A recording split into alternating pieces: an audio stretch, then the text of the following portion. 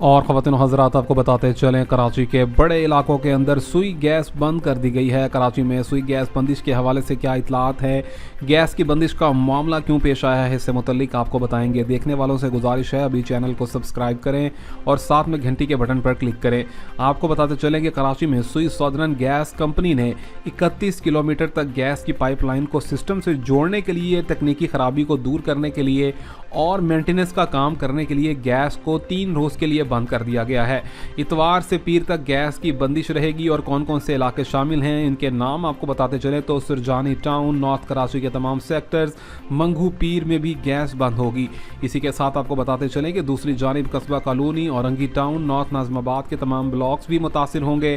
ساتھ ہی ساتھ F B area اور Gulberg buffer zone, site industrial area, Baldia اور ماڑی پور بھی متاثر رہیں گے، بتایا جا رہا ہے۔ اسی کے ساتھ گلشن معمار، احسن آباد سائٹ ایریا اور اطراف میں گیس کی فراہمی کو معطل کر دیا گیا ہے 3 روز کے حوالے سے۔